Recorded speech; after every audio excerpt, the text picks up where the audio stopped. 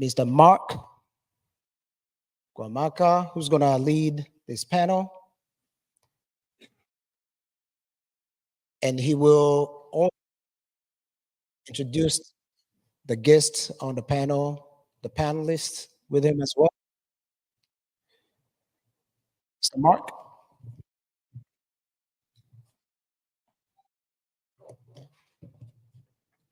Thank you so much, Eric.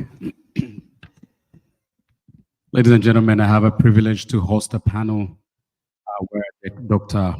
Kwibuka30, please come on stage. And I also have a privilege to host my co-worker and good friend, Dr. Jean Damascene Gassanabo. Please come on stage.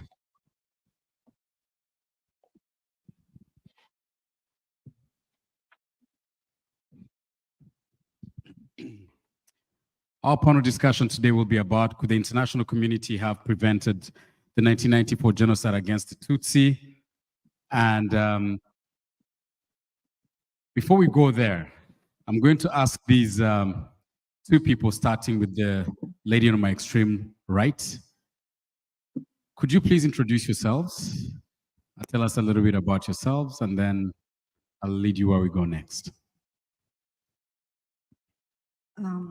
Thank you. I first wanted to thank the organizers for organizing this very important commemoration, the 30th, which is very meaningful and significant. I would like to honor and pay tribute to the victims, the survivors of the genocide of the Tutsi, and thank as well the dignitaries, including Honorable Mathilde and the mayor of South Portland. I'd like to also thank the organizing team and partners, including Kwibuka USA.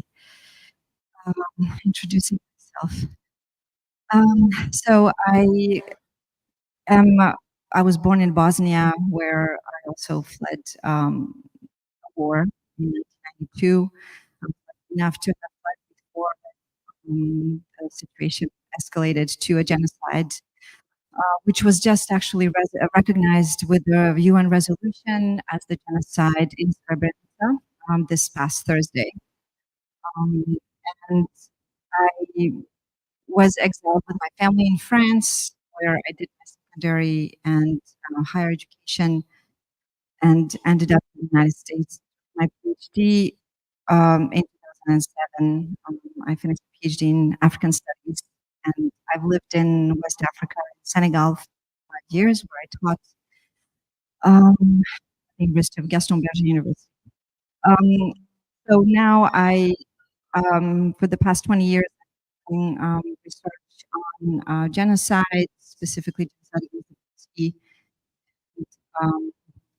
I particularly work on questions of denialism, broadly speaking, because genocide denial manifests itself through different ways. And I currently manage the Harvard African Language Program, where we teach about 20 languages every semester from the continent. And I'm happy to be here to discuss how the international community could have prevented and did probably more in contributing to what happened. Thank you so much. Good afternoon. I'm so pleased to be here. Thank you for the Rwandan community here and Friends of Rwanda for being with us for this Kwibuka. I did my studies at the University of Geneva in Switzerland in education, and after my PhD, I went to UNESCO in Paris, where I was working in the education sector. From Paris, I went back to Geneva, where I was working for a Geneva non-government organization called. Then back to UNESCO in Paris again. Then went to Somalia for UNESCO. And then when I went back to Geneva, I was called by the government of Rwanda to go to Kigali to work for the government as a Director General in charge of the Research and Documentation Center at the National Committee for the Fight Against Genocide, CNA. For 9 years and 8 months, I was Director General of the Research Center. And October 2021, I left, and I'm now here in the US, and I'm a consultant. I'm doing consultancy with international organizations, especially in Geneva and in the US, in New York. And I'm so pleased to be here. Thank you. Great, thank you so much. I've had the privilege of working with both of you on different projects. And my question starts with you, Bojana. Could the international community would have prevented genocide against the Tutsi? Thank you, Mark. So to the question, could the international community have prevented the 1994 genocide against the Tutsi? I will answer in a quite affirmative way that the international community not only had the power to prevent it, then to stop it, but even that the international community contributed and should bear responsibility for what happened in Rwanda in 1994. And I'm going to cite a few examples of how the international community was responsible. One of the most important examples is the racial division of African people in the 19th century, with its implications in the 20th century by European explorers, anthropologists, and colonial administrators. This racial division is the product of the biblical Hamitic ideology or hypothesis, which divided Africans into real blacks or Bantu, Hutu, and false Africans or Nilotic Tutsi, perceived as foreigners. And I know all of you know this story already, but I'm taking this opportunity to remind it because it has still implications today in the Great Lakes region, particularly in the Democratic Republic of Congo as we speak. The Hamitic ideology is part of the same experiment of scientific racism which led to the genocide of the Herero in 1904, and the Holocaust in 1944. Number two, Belgium has had a huge responsibility in the emergence of genocide ideology, which is a product of the Hamitic ideology. As we know, Belgians have not only manipulated and used these divisions to control their colony of Rwanda, but they are also they have also placed those identity cards that set the identity in stone, and therefore the fate of people who then were massacred. In addition, the Belgians, although they lost 10 of their peacekeepers at the beginning of the genocide, they also left Rwandans with their peacekeepers. Their peacekeepers left Rwanda, and therefore, I think there's a form of responsibility in abandoning Rwandans to their fate. Number three, France is the actor which has probably the most responsibility in the genocide. And I can, with great confidence, use the term complicity. And I will explain why. France has not only armed and supported logistically and operationally the genocidal regime throughout the war and the genocide from 1990 to 1994, but France has also, through a UN mandate, Turquoise, Opération Turquoise, protected the genocidaire from facing justice by having Zaire of Mobutu open its borders, letting 1.5 million perpetrators and their families flee from Rwanda into Zaire. France's main complicity rests on the Bisesero massacre, where France, despite having a UN mandate to stop the killings in Rwanda, abandoned 2,000 Tutsi in Bisesero from June 27th to June 30th, 1994, which resulted in the killing of 1,000 of them. Bisesero is quite emblematic of France's attitude from 1990 to 1994. Why I'm using the term complicity? Well, a lawyer called Karine Bourdier, who's part of the legal prosecution team, current lawsuit against France for its responsibility to Cicero explains what complicity in legal terms means in this particular context. So she explains that complicity is not the fact of embracing genocide ideology or even handing the tool, the weapon, to kill the Tutsi in Cicero. It is having a UN mandate to stop the killings, therefore having a go-ahead, the equipment, and the ability to prevent the Cicero massacre, yet these turquoise peacekeepers made the decision to abandon the people there to get massacred. And this is actually why recently the French president, Emmanuel Macron, used the phrase, I'm quoting him, France could have stopped the genocide, but didn't have the will. President Mitterrand, he said, explicitly didn't consider genocide in those countries of Africa very important. This is a quote that he gave to, during an interview. And he is the architect of the double genocide theory, whereby he considers that there were multiple genocides, one of the Hutu against Tutsi and one of the Tutsi against Hutu. The moment you state that everybody is guilty and that everybody is innocent, blurring the line between perpetrator and victim, you erase the occurrence of genocide. This theory of double genocide, despite having been debunked by experts, lawyers, researchers, historians, journalists, human rights activists, is one of the most common genocide denial tools used today by genocide deniers. It's a conspiracy theory. It has become today a mainstream belief.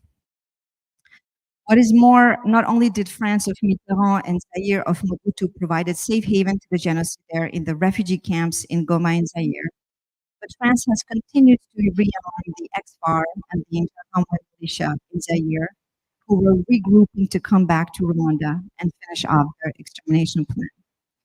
Today, 30 years later, France continues to be responsible for sheltering genocide fugitives, and although it has brought to justice several of them, one of the most important architects of the genocide, Agathe Habyarimana, is being provided asylum, although unofficial, in France, and has still not faced justice or been extradited to Rwanda. So I talked about the responsibility of the Hamitic ideology, the Belgian colonial administrators, Belgium, France. Now I want to quickly mention the responsibility of the United States. So as far as the United States is concerned, any responsibility rests on the fact that the US refused to name what was happening genocide, despite knowing and having evidence that it was indeed genocide. And this refusal to name it genocide was a strategic decision to avoid having to intervene to stop it. Along with all its signatories, the US was bound by the 1948 UN Convention on the Prevention and Punishment of the Crime of Genocide to intervene to prevent genocide anywhere it may occur in the world.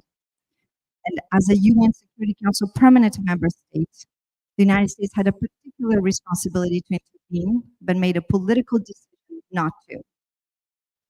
Now, I already mentioned the complicity of Zaire in opening its border to the genocide in July 1994. I would like to reiterate that Zaire, which is the current DRC, with Mobutu was a very close friend and ally to the Habyarimana genocidal regime.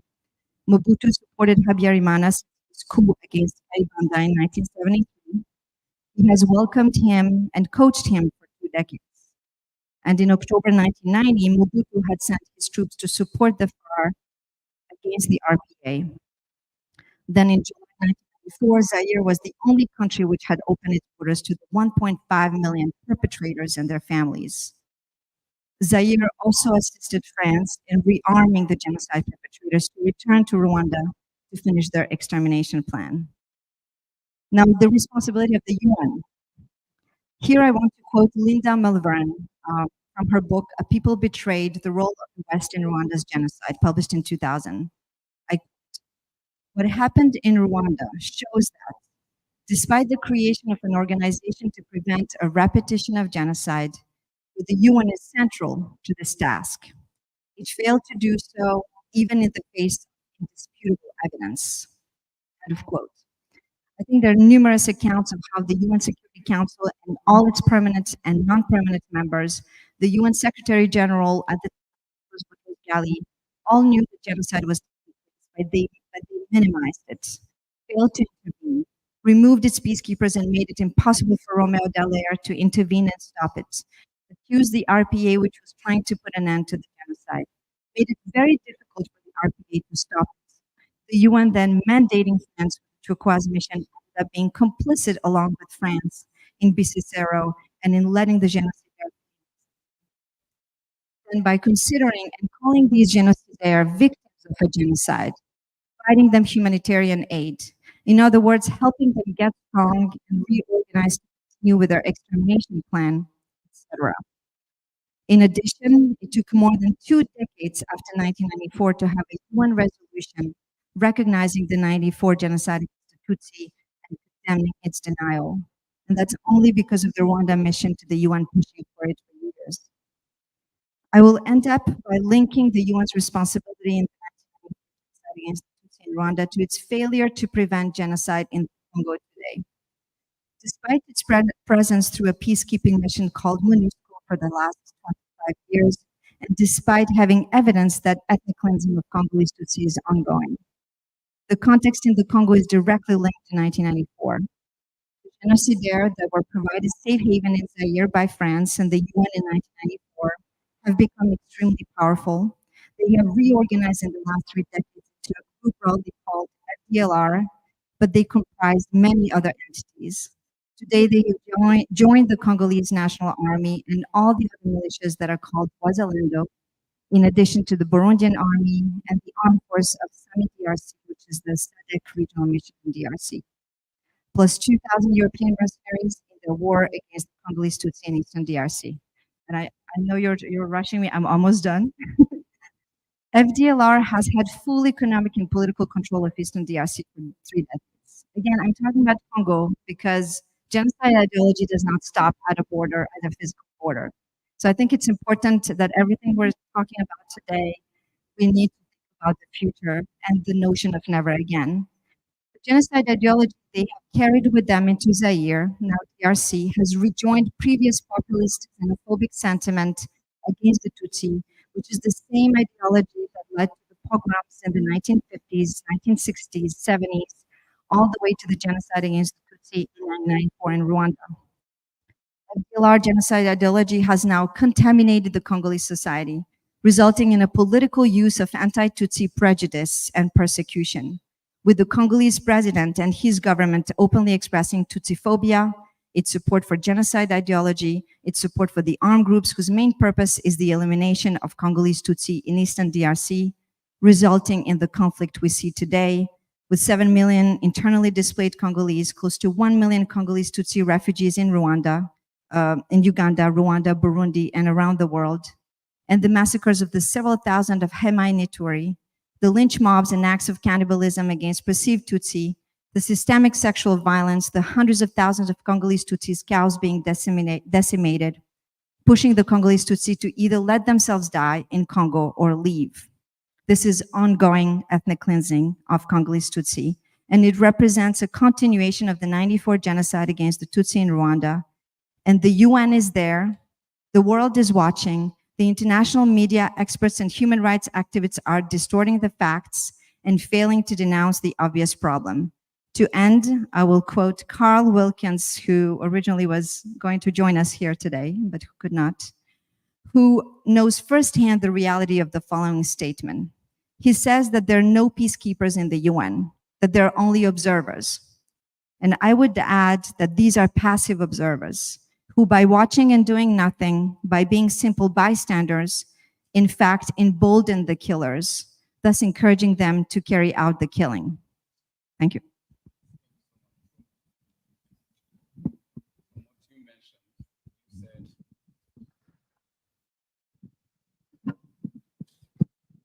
From what you mentioned a lot about what the international community knew, but also what it knows now and is doing nothing. And I like the statement that you ended with about the UN having passive observers. I'll get back to that and we can elaborate it. But for now, Dr. Gasanabo, what could the UN or could the international community would have been able to stop the genocide before it happened in Rwanda?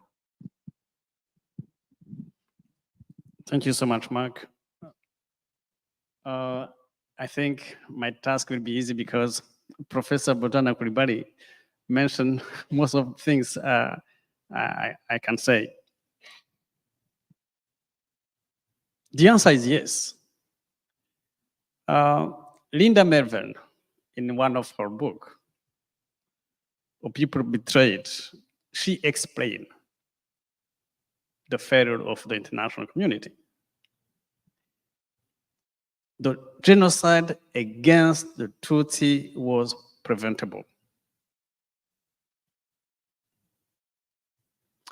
Although the Genocide Convention requires states to prevent and punish genocide, there have been multiple cases when the international community failed to respond. In fact, the genocide in Cambodia, in Yugoslavia, in Rwanda, occurred in UN member countries that had signed and accessed to the Genocide Convention.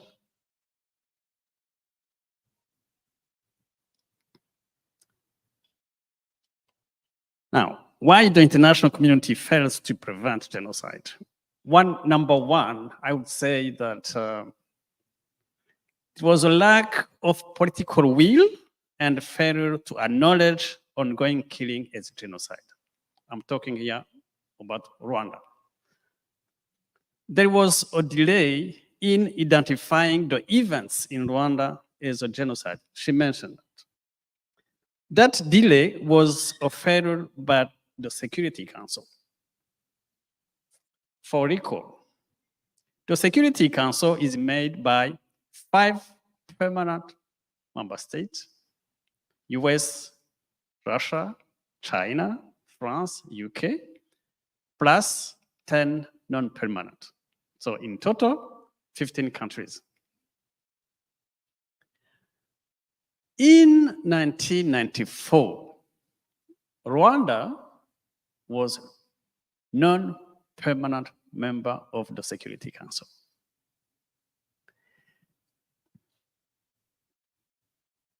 The ambassador of Rwanda at that time, Mr. Jean Damascene Bizimana, not the current minister, please don't confuse. But the ambassador of Rwanda to the UN in 1994 was called Mr. Jean Damascene Bizimana.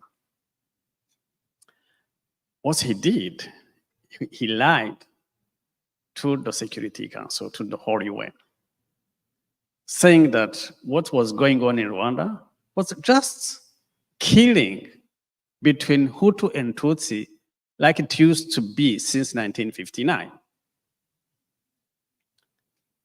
He gave false information to the Security Council and to the whole UN.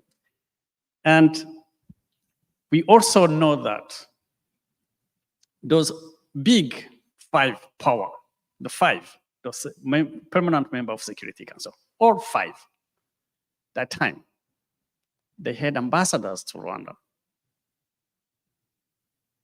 All the 5, they had ambassadors to Rwanda.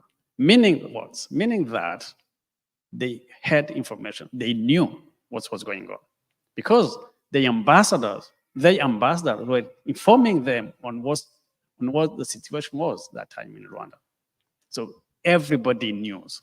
Those who would take decision, they knew. But they refused to take the right decision. So there was a lack of political will.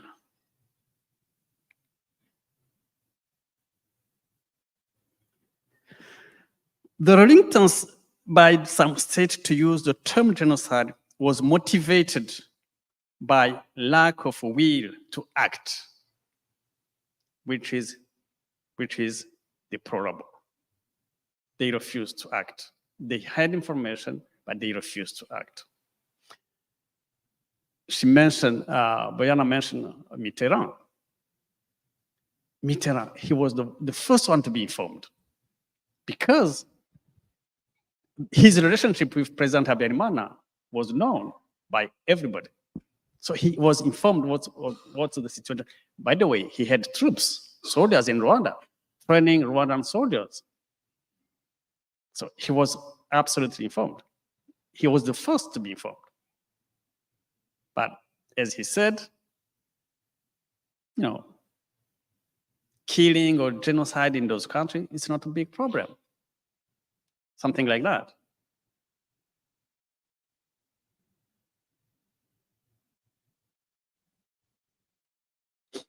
And those countries, when we talk about the international community, really, first of all, the 5 permanent member states of the Security Council. So, and all 5, they had ambassadors into Rwanda, so they knew. Number 2, the deny or misrepresentation of facts, denying the facts. During the prior to genocide against the Tutsi, Romeo Dallaire, commander of the UN Assistance Mission, UNAMIR, warned the UN Department of Peacekeeping Operations, DPKO, that Hutu extremists were planning a campaign to exterminate Tutsis. Of cable to New York on January 11, 1994, which DPKO authorized him to share with the US, French, and Belgium embassies, General Dallaire asked for authority to search for and seize the caches of machetes and other weapons that had been shipped into Rwanda for the Hutu militias, the Interahamwe.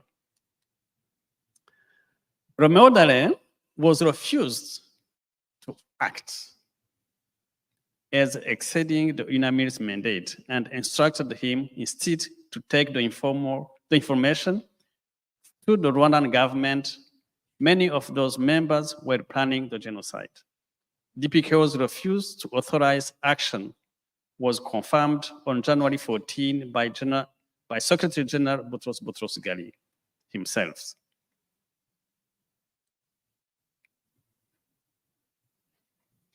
Again, for the case of Rwanda, Daniela Crosslack, maybe some of them you know her.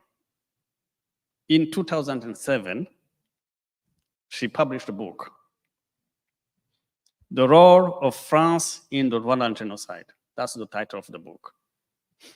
In the book, she argued that France was very well informed about the deteriorating situation prior to and during the genocide, and that not only was it heavily involved on the ground, but that it maintained good relations with the elites that eventually perpetrated the genocide. So in her book, she documented how France had information and was connected to the Habyarimana's regime. And that's how Mitterrand also refused to intervene, because he wanted to protect his friends. Number 3, the problem related to military intervention. When the killing began in Rwanda, the United Nations had 2,500 troops on the ground. And despite UNAMIR's General Dallaire pleading for a well-equipped battalion to halt the slaughter, the UN not only ordered its forces not to protect civilians, but also ordered that all but 207 troops would be withdrawn, arguing that they were primarily a peacekeeping force. They were primarily a peacekeeping keeping force. But if you are there to keep peace, it means, or it would mean that there is peace, right?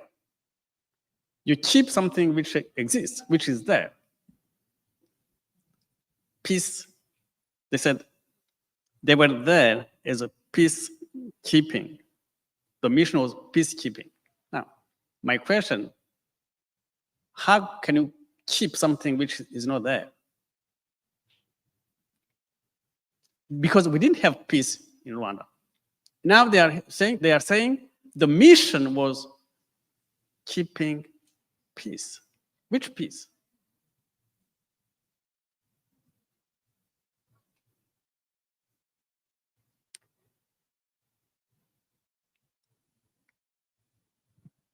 Number 4, complicity of the UN member state in a given conflict. Michael Barnett, some of you know him, his book, The Politics of Indifference at the United Nations and the Genocide in Rwanda and Bosnia. In fact, it's not a book, it's an article, sorry. It's an article published in This Time We Knew, Western Responses to Genocide in Bosnia. It's a chapter in a book. Now, Michael Barnett, in this article, he also he explained how the international community refused to intervene in this situation of Rwanda. Especially what he called the complicity of the United Nations member state. Number 5, active involvement of a superpower country in genocide. France was involved in Rwanda. She mentioned how France was involved in Rwanda. France was involved in Rwanda in 4 significant ways. In funding the perpetrators, giving them political and economic backing, as well as giving them military support, all of which resulted in helping the regime remain in power. France was also responsible for training the perpetrators, as the extensive support for the Habyarimana's regime means they placed French officers in influential advisory posts in the army and also contribute several hundred troops. We found this in the Mucho report. Those who know the Mucho report, this is in the Mucho report. But whilst officially the soldiers didn't take part in the war effort, France helped supply the forces armées rwandaises, the FAR, with arms and trained its army police, gendarmerie, and presidential guard, as well as getting involved in internal security matters. Again, Daniela Crosslac argued that France's political commitment to the ruling regime resulted in relative indifference towards the massacres. And furthermore, this involvement is a decisive criterion to determine its responsibility for a non-prevention of genocide. Then, there was a failure to punish the perpetrators. They supported the regime, they supported the perpetrators, and then we have the RPF in Inkotanyi to stop the genocide, and those who commit the genocide, they run away to neighboring countries, but also to France and to Western countries. And now, those countries they refuse to punish those who committed the genocide against. Some genocide perpetrators were not brought to justice. The United Nations Assistance Mission for Rwanda, UNAMID, was deployed in 1993 in order to oversee the implementation of the Arusha Accord, which ended the Rwandan Civil War. UNAMID Commander General Romeo Dallaire was aware of weapons caches assembled for the coming genocide, but his requests to raid them were denied by the UN. 10 Belgian peacekeepers died protecting Rwandan Prime Minister Agathe Uwiringiyimana from genocide. Because its mandate didn't allow for intervention, UNAMID did almost nothing to stop the killing or protect Tutsis, although it did provide secure refuge for a few thousand Tutsi in UN safe zone. France materially supported Habyarimana's government before and during the genocide. French troops evacuated members of Habyarimana's regime, including the deceased president's wife, along with French nationals once the killing began. France refused to rescue any Tutsis, even those with French spouses, leaving them to near certain death.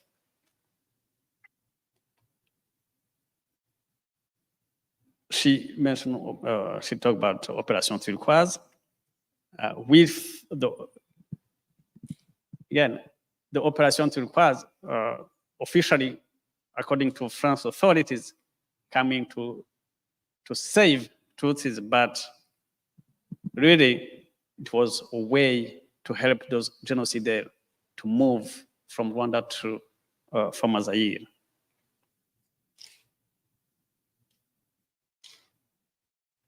And the problem today we have is the deny.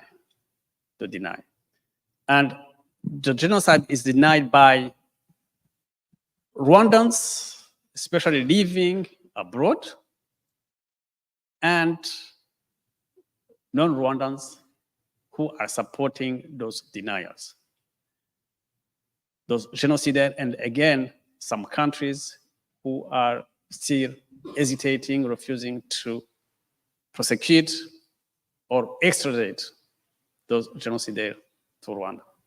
Thank you. Thank you so much. You've not only established that the international community knew what was going on, you've also established that it could have been prevented, but you've even gone further to say they were accomplice to what happened. And also you've talked about denial. And going back in history, we know that Tutsis were not killed only in 1994. It goes all the way back. But let me come back to you, Boyana, and this is something that you both mentioned. The role of the international community in the genocide against the Tutsi is clear. But why are they also accomplice in denial? Firstly, by refusing to name the genocide rightly, during, but also after. And in our region and in Rwanda, what effect does it have? Sorry. Can you hear me? Okay. The why is always a complicated question. I don't necessarily focus on why, because then we try to understand what people think at a certain moment and why they do things doesn't necessarily help us. I feel like looking at their actions is more useful for us to know how to prevent things from happening. I think that the history of the region is very much linked with the history of the slave trade and colonization, which has led to forms of perpetuation of the presence of the West in Africa. And I don't want to go too much into the question of, you know, neo-colonialism or mental colonialism, but in any case, it's really hard, I think, for those countries to really leave what has allowed them to be where they are today. There's a very good book by Sir Hilary Beckles, who is a professor in Barbados. It's called The Black Debt. And basically, he tells the story of how today the UK benefits from the slave trade back then in huge ways. And we know it, I don't have to say it, but he really traces back how the ancestors of current leaders benefited from the slave trade, and sometimes were commoners, what used to be called the commoner. So common people, not from the royal family. And I think the history of Europe is very much intertwined with the history of colonialism, colonization, and the history of Africa. And it's very hard, given the way that the dynamics of negrophobia and racism that we see in the US today, there has not been proper process of truth and reconciliation in this country. We are still not dealing with the question of reparation. We are starting to talk about restitution of art, but even restitution of art is linked to investment, business, profit. So there's really a difficulty for the West to recognize their role, because recognizing means reparations. What kind of reparations? That's where the question can be asked. Haiti, that we discuss right now in the news, has had to pay reparations to France for simply asking to be emancipated and free. And today we see what's happening in Haiti. So in my view, history has consequences. So what we see in Congo today is fully linked to what you said, the pogroms in the 1960s or 50s and 60s, 70s, and so on. What we see happening in the US is linked to negrophobia and racism, the way we treat these countries in Africa. And therefore, that could maybe answer the why. But I think we cannot isolate. Denialism is the last stage of genocide. So we cannot not talk about denial when we talk about genocide. And Doctor, as we come to the end of this panel, how should Rwandans fight denial? Mostly those in the diaspora.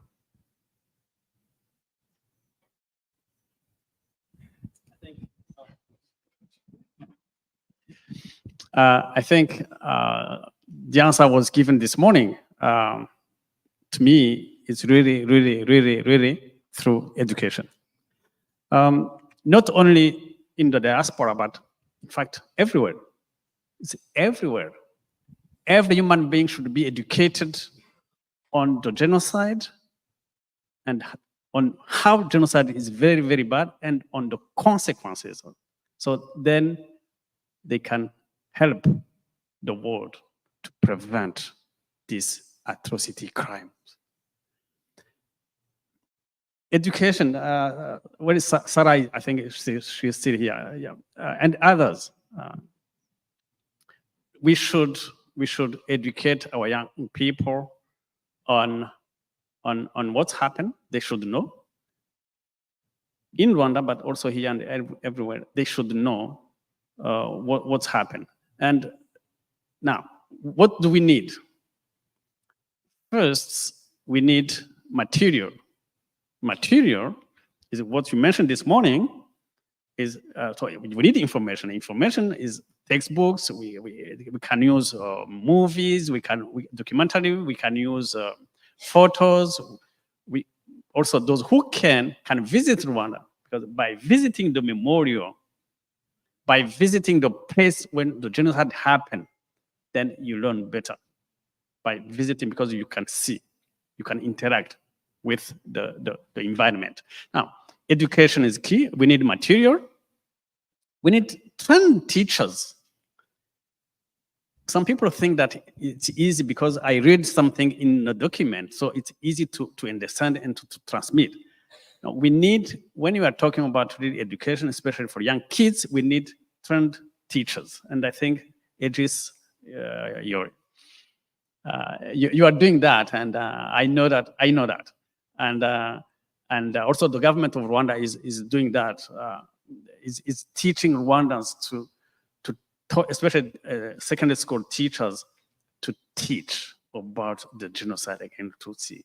Now, here in the diaspora, what we need first is the material. I think Sarah and others are working on that, and the material first.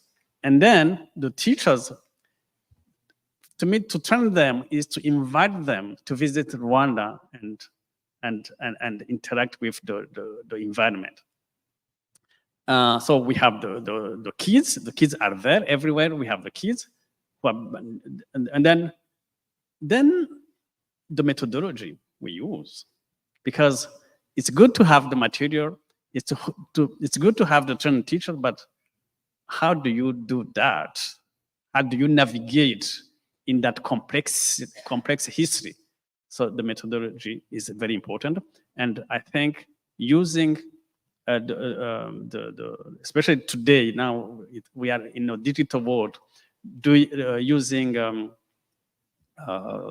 digital tools can help to teach those young generation who are also using digital tools.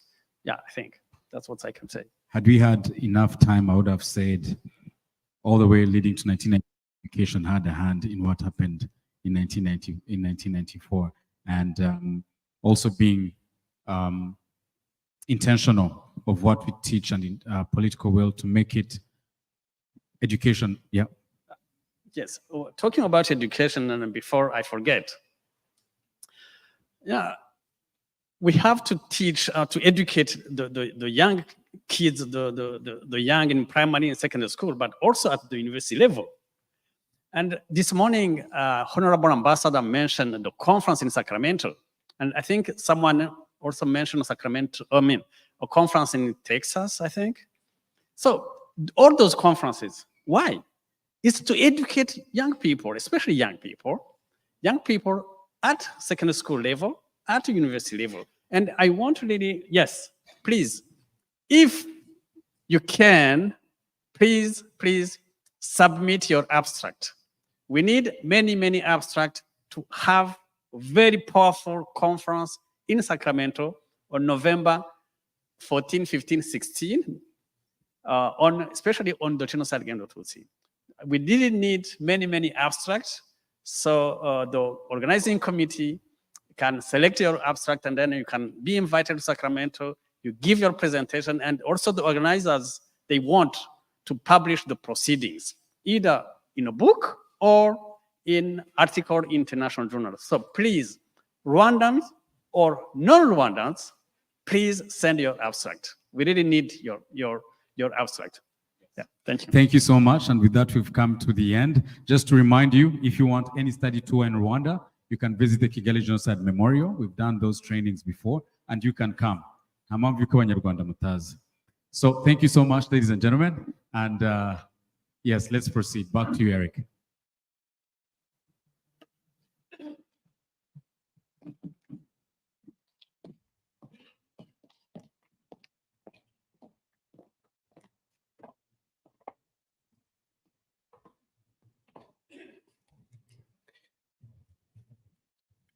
Mark, thank you so much. Thank you to the panelists. I hope the audience as well enjoyed the discussion. At this moment, we are going to welcome Umubyeyi Nyiranyamibwa for a song, and we will follow up with another discussion panelist. Thank you.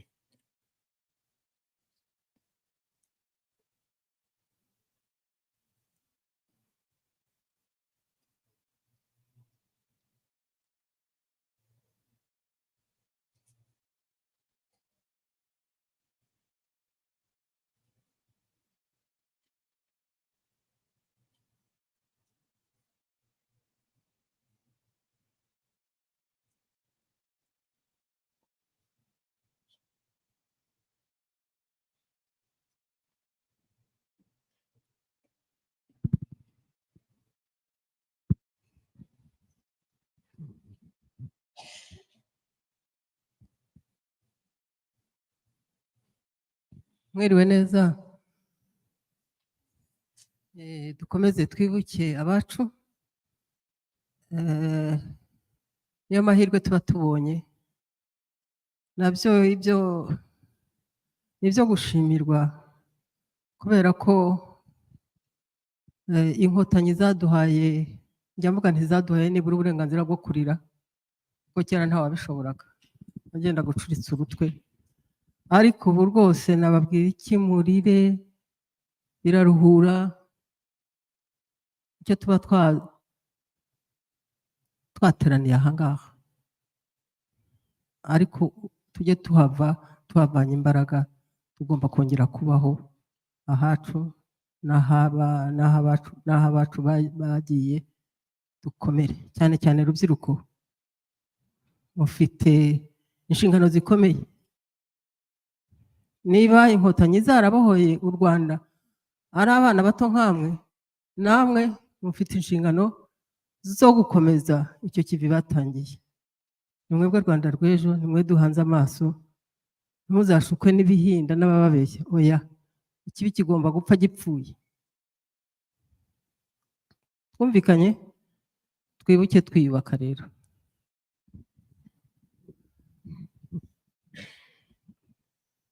nyumba mana nyumba mana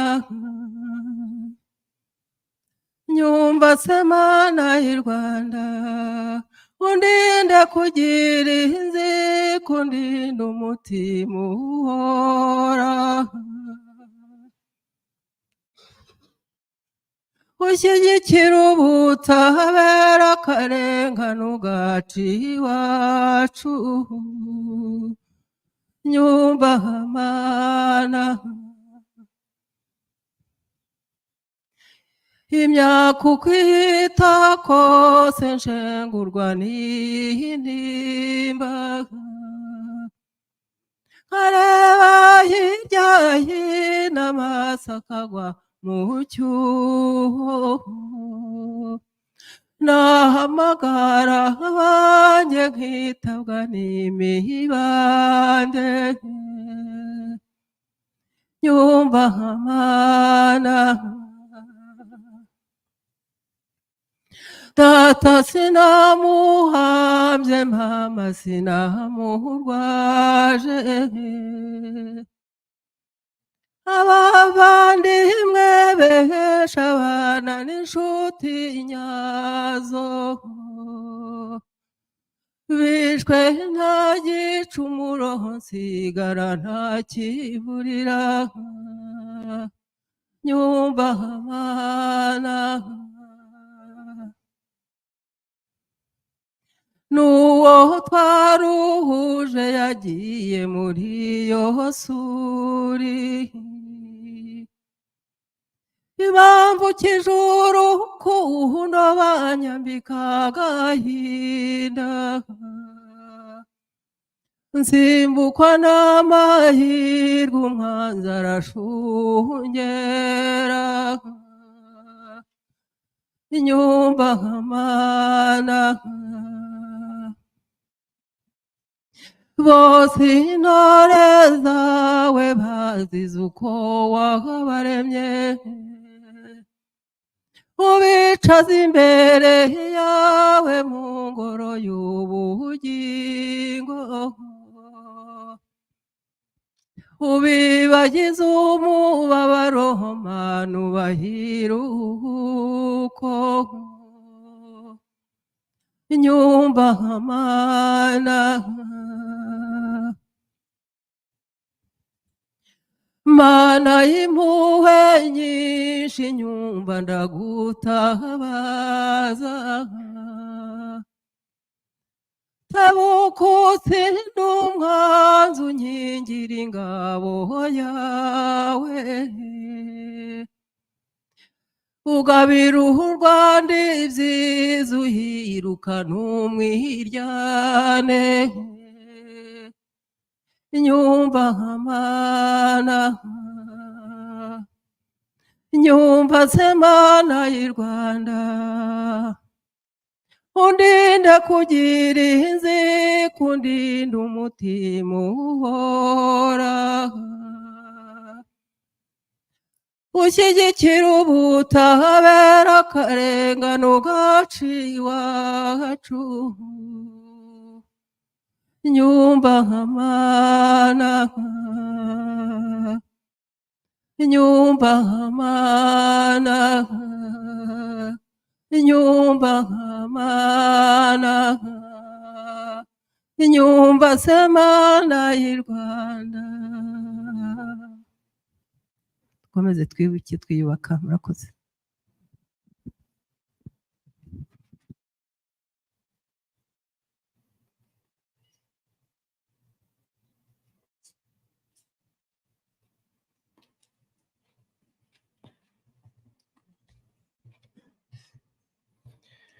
Thank you so much, Nyiranyamibwa. Murakoze cyane. Please allow me to welcome Yvonne Umugwaneza for the following panel discussion. This is about intergenerational trauma and healing across generations. They'll be focusing on mental health, intergenerational trauma, and family healing.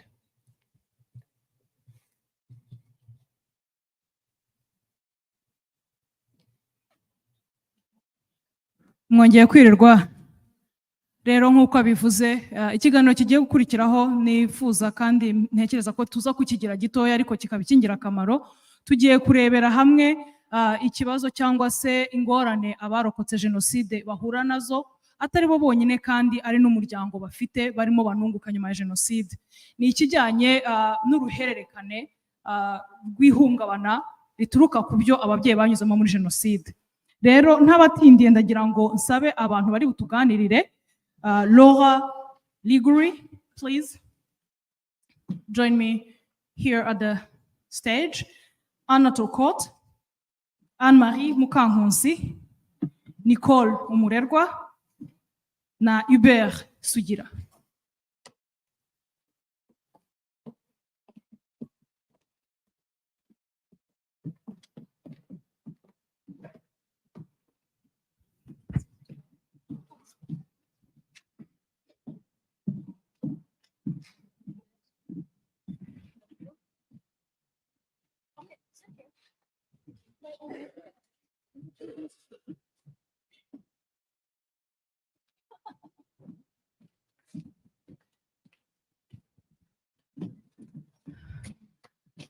With me this afternoon, I have 5 individuals.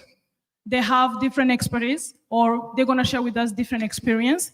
So without no further ado, let me ask you, please briefly introduce yourself to our audience this afternoon.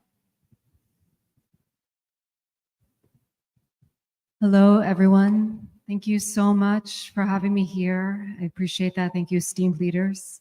My name's Laura Ligori. I'm the executive director of MindBridge. MindBridge is a nonprofit organization where we use psychology and neuroscience to support human rights defenders. So I'm a clinical psychologist by trade, and I'm so happy to be here with you.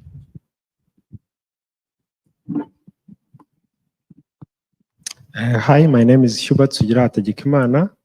I'm a relationship expert, and I help people to navigate different personal or professional relationships. And I will be sharing from my book, From Surviving to Thriving, the journey to rebuild relationships after trauma. Thank you. Thank you for having me. My name is Anna Svasuturian Turkat. I am a current city councilor in Westbrook.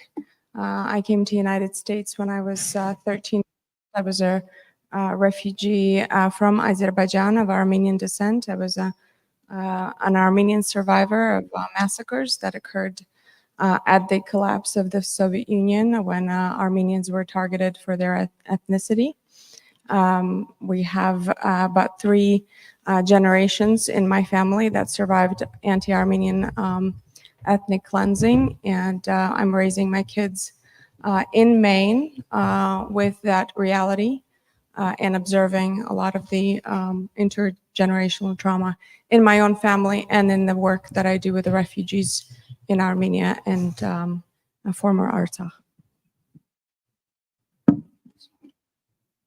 I am Anne-Marie.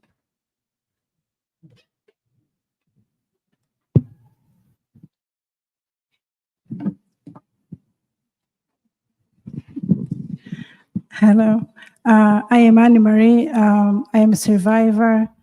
I have 2 children, 2 boys.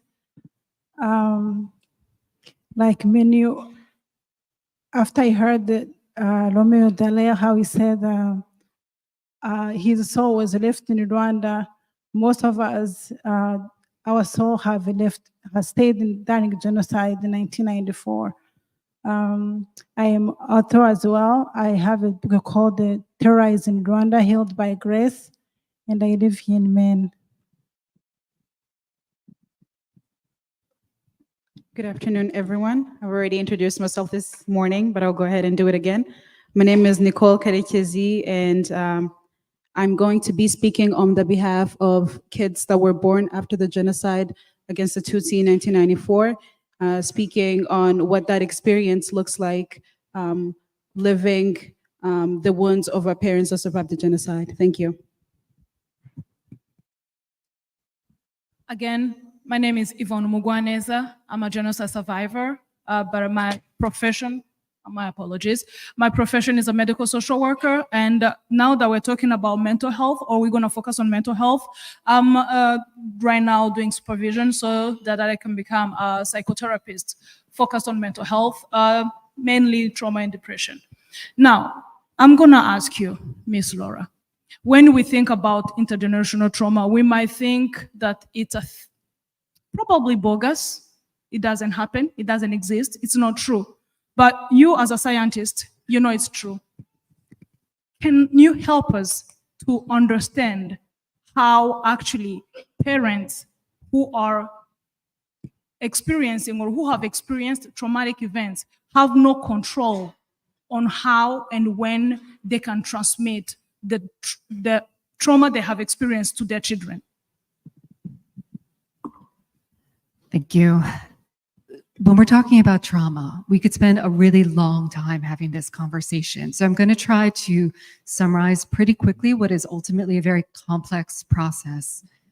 The Diagnostic Statistical Manual defines trauma as exposure to actual or threatened death, serious injury, or sexual violence, but that does not equate to post-traumatic stress disorder.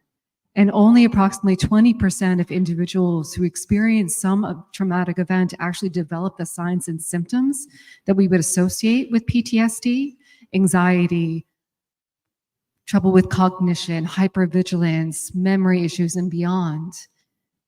When we see this, sometimes we see this in our children.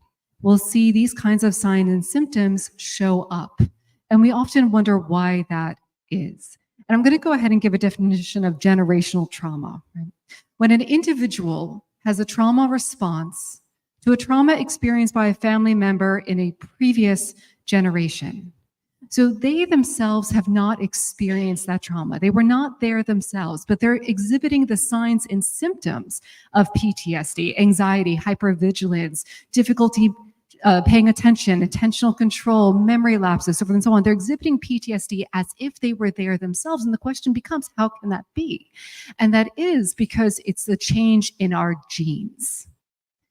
For parents who have experienced a traumatic event, for some of them, not all, again, PTSD only comes into play for 20% of the given population on average. For those individuals who've experienced a traumatic event, for some of them, this silences a gene that is incredibly important to the ability that we have to process stress. Right? So we see a stressful event, we have a stress response. This is perfectly normal. This is our hypothalamic pituitary adrenal axis, or HPA. And this triggers a stress response, right? For some of us, our less than helpful friends might ask us, just calm down. But it's not a matter of just calming down when we feel stress, because it is a hormone cascade. These hormones cascade through our body in an event to try to help us respond to that traumatic event. And then eventually the body says, that's enough. Those are called glucocorticoids. They travel back up to our brain, and those are then received by receptors. When a parent experiences a traumatic event such that it silences certain genes, those glucocorticoid receptors are either no longer there or they are damaged, and they can no longer take in that hormone response that tells us to calm down, right? So that change in our gene is then passed on to future generations. It's passed on to our children, and it's passed on to our grandchildren in a method for our body to try to help us, to protect us. But what often happens is that these symptoms of PTSD are what we see in our children in future generations. I'm listening to you, and I remember a conversation I had with Anna, because Anna is a a survivor of Armenian massacres, but again, her parents had survived Armenian genocide not only once but twice. So listening to her, as I'm having a conversation with her, I'm like, oh my God, what Laura is saying, it's literally existing. Now, can you please share with us from your own experience, but also from Armenian, experiences, how is these symptoms are exhibiting, and at what age are you seeing these kids exhibiting these symptoms of trauma?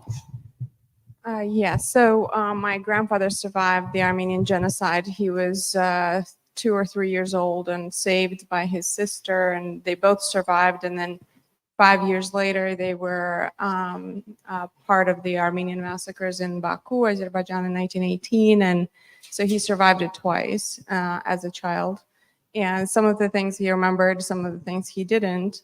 But you could tell in some of the interactions and the way of life that PTSD was kind of a part of a life, and hypervigilance, always worrying about your children and how, something might happen. And so my parents father grew up with that. And then we in 1980s and early 90s survived the massacres of the same hatred of Armenians, and raising children in Maine. I see hypervigilance in my son, who is 17. He was born here. I know of Armenian children who were born in the United States. In fact, there's one family, a woman was pregnant when she was escaping, and her daughter pretty much doesn't differentiate between what her and herself. She sees herself as a survivor. She has the same PTSD responses to a lot of the video footage and the memories that her mom recalls. She's in her early 30s. So it's interesting how the same issues that we as refugees and immigrants have about identity. Who am I as an American, Armenian who has been here for a majority of my life? I still have kind of identity issues about am I, do I belong here? Do I belong in Armenia? When I go to Armenia, I don't feel like I'm at home. And sometimes here it's a lonely life when people don't understand the type of trauma and PTSD that I recall from my childhood. The same identity issues that I could see in that generation that was born here, not knowing who they are, and kind of being torn between the past and the present, which is not something as a parent that you could fix. She mentioned identity crisis, where children are questioning whether they're Armenians or whether they're Americans, despite the fact that they were born in America, but they're born on parents who are from Armenia and also survivors. That brings me to one thing I think many survivors children especially have always asking their parents, why your people were being persecuted? What did you guys do to deserve to be killed? That has been a question that many kids have been asking us parents. And I'm going to ask you, Anne-Marie, when we think about that question, it's an identity crisis for us, Rwandans, but also we have our cultural values and traditions. How Rwandans, maybe Anne can answer that, how Rwandan culture and the traditional values plays into limiting us parents, survivors, to be able to, number one, express our emotions and feelings towards the genocide or how we feel, and also help our kids understand how is that a problem for us Rwandans. Anne-Marie, if you can answer that. Who's this from me? To Anne-Marie. Okay.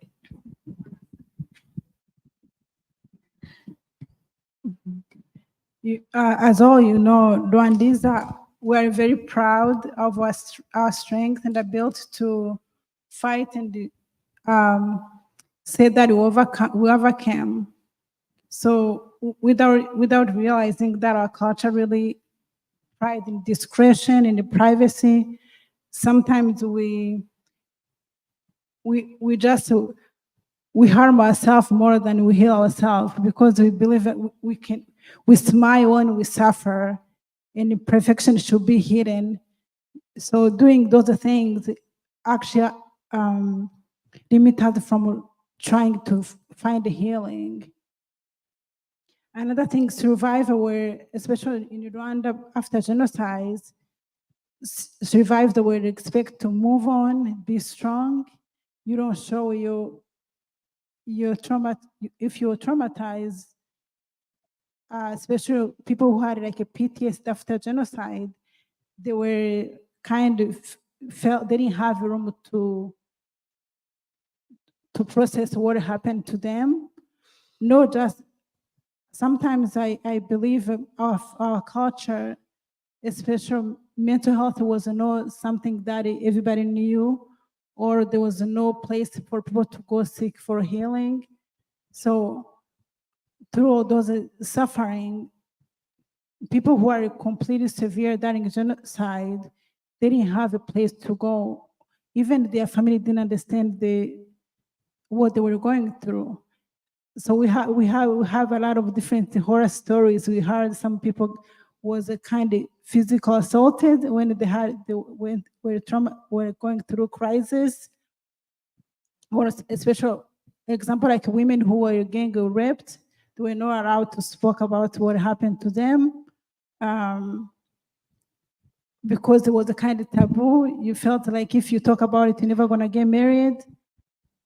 So people didn't have a room to feel that they needed it to find healing.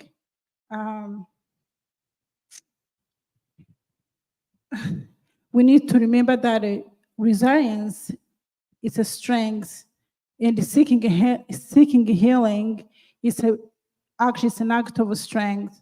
So instead of just sorry, I'm getting emotional. We cannot, we should not ignore our pain.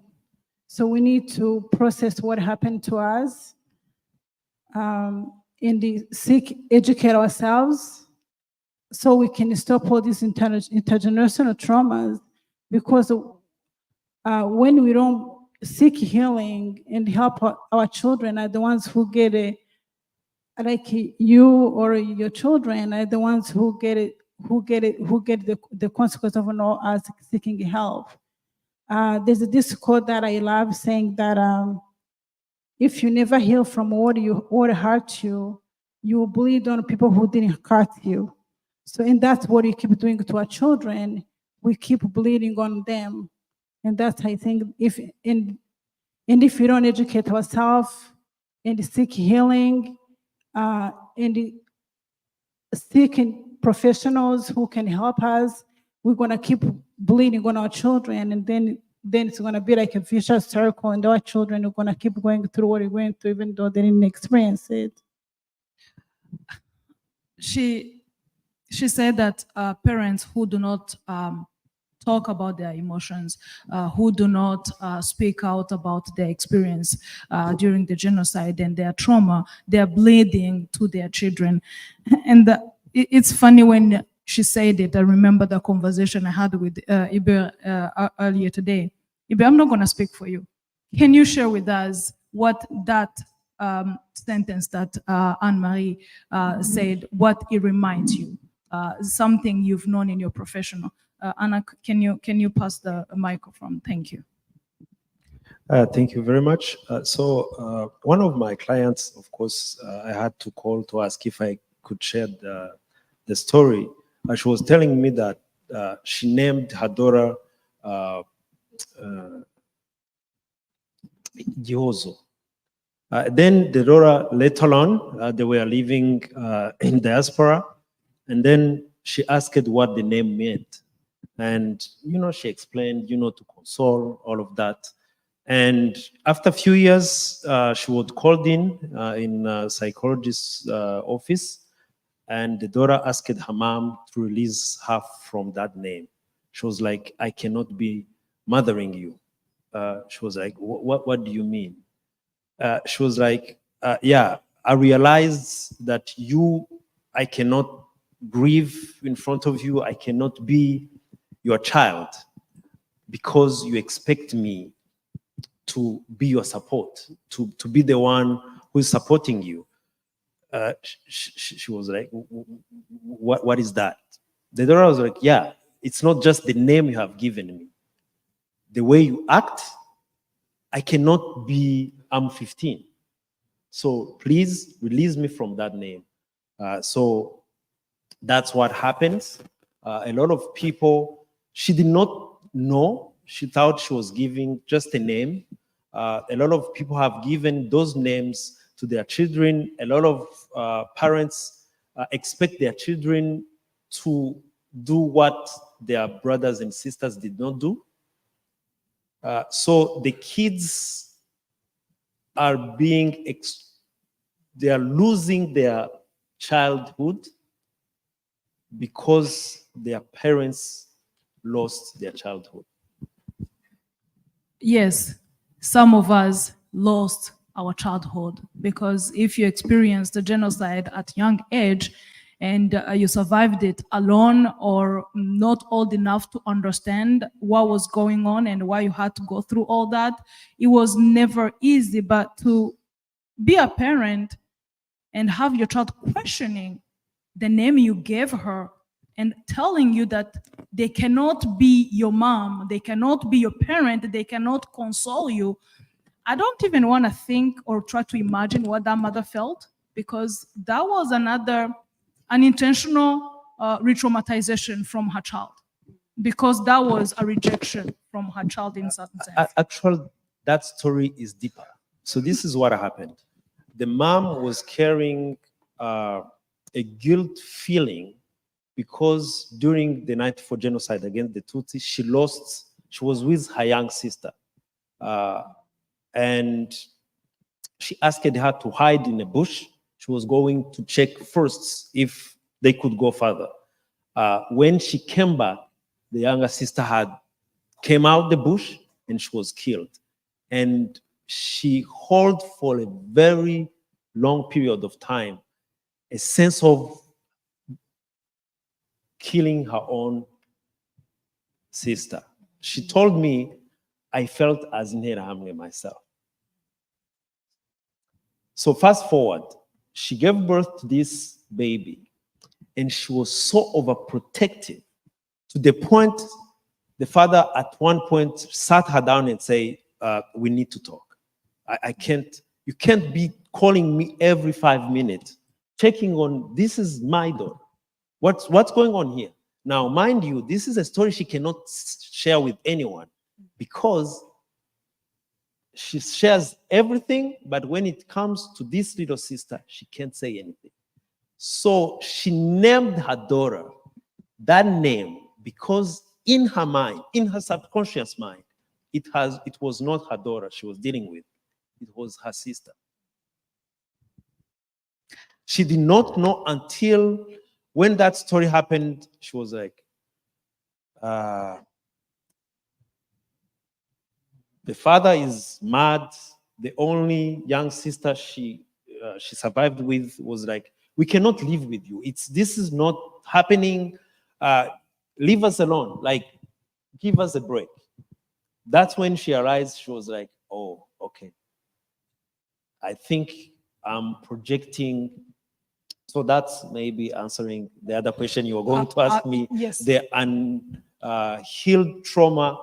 Most of the time, people do not realize what is happening until maybe someone says, like, you overreact. You're doing this and that. So that was her starting point of healing, getting to understand, okay, so we need, she couldn't talk about that, that she was feeling as in her arm herself. So she needed to heal, and then later on, she managed to release her daughter and allow her to become a daughter, I like that. Now, we have our young person. Nicole, we are talking about everything that maybe parents have experienced or things that people have noticed. You are sitting here. You are one of those kids who are born on parents who survived the genocide. What have you noticed? What can you tell us? Certainly. I don't think I have much more to say than Anna has already mentioned. I definitely think there are issues that will take a while to heal through. As the speakers earlier have already mentioned, there are stories that still have not been told. There is kids of survivors who are still grappling with the reality of the present, but also trying to understand their past, even though their parents are not still able to share their stories. So there's definitely, like she said, an identity issue where you're trying to find yourself in the world, but also trying to sympathize and empathize with your parents and what they have gone through. And I think for most of us, like this 30th year, at least I can speak for myself, has been really significant because we get to realize and see that our parents were going through this at the same age as we are. They were grappling with that kind of loss of life, loss of the life that they had imagined for themselves at the same ripe age that we are. So there is definitely a factor of empathy and trying to understand what that means for us. And as we're talking about the topic of mental health, I do think it's important that we educate ourselves on what that impact looks like to us, to maybe even better cope and have a better relationship with our parents. But I also think that it gives us a responsibility, at least for me, the reason even that I'm here to learn and hear the testimonies of the survivors. I think that we have a responsibility to carry this message forward, to also see that the stories of our parents are not those of despair only, but they were able to rebuild their lives. As we're sitting here in the audiences, we've heard from the testimonies of Console and others who are gathered here today, who have been able to rebuild their lives and have been able to carry forward. So for me personally, as I've said, I get the responsibility to make sure that this never happens again. Yeah, and I think that's my take. Thank you. Thank you so much, Nicole. I want to add little things. Sometimes as a surviving parents, we think that our kids can never understand what we went through. And then maybe we try to think that we're protecting them by not telling them the truth. And as Nicole saying that when we tell them the truth of what happened, of course you need to understand the level of understanding of your child. But if we tell the truth and honest, even if it's raw, as ugly as it was, we're teaching our children empathy, as she's saying, and to be able to understand us, and even be able to relate to how we act the way we act. So when we tell them the kids can be able to get it, to understand, even be able to socialize with us with more than we ever think they can be able to handle. They can handle a lot.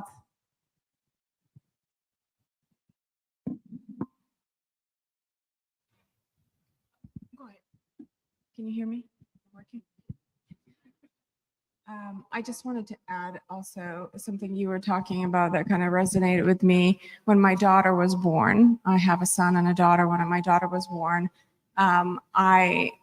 something about her being, a girl, kind of resonated with me that she's living in a different world than what I lived in. And so I decided to publish the diaries I had between the ages of 9 and 11 when we were kind of hiding, and the massacres of our Armenians were happening for about 2.5 years.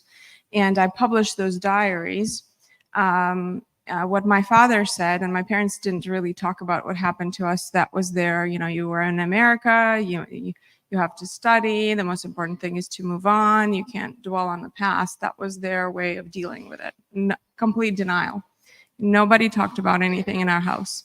And so what I was doing, I was continuing my diary. So when my daughter was born, I felt like this was an important piece of our Armenian history, which I published, and which kind of exposed me to a larger Armenian community. And a lot of the refugees came to me that when we can't talk to our children about what happened to us, we just give them your book. Because that way it's someone else is speaking our pain, and it's not our exact story, but it's our story. So Thank you for that. I'd like for Ms. Laura to kind of like use the slides that she has to help us understand everything that Anne-Marie and Nicole, even Anna just, talked about, because this starts from pregnancy. I don't know if I can help us understand everything that we've heard. There's so much here that we're talking about, and I really appreciate hearing everything that you all have said. When I think about this from a genetic perspective, and let's think about this from a place of being a mother during the genocide. When we talk about the epigenetic changes, and that it changes the genes of the mother because it changes the environment of the uterus, that then also literally changes the gene baby. And then in the baby, it changes what's known as germ cells. These are the cells that will ultimately develop into eggs or sperm. So when we're talking about epigenetic changes, when we're talking about the intergenerational transmission of trauma, because that's what this is, we're talking about not just one generation, but at least 2 generations, 3 generations down the road, such that we see the development of PTSD passed on and passed on and passed on from one generation to the next. So much of what you're sharing with me really makes me think about this biological essence of these experiences and how the stories that are unsaid are still said, but within our very biology.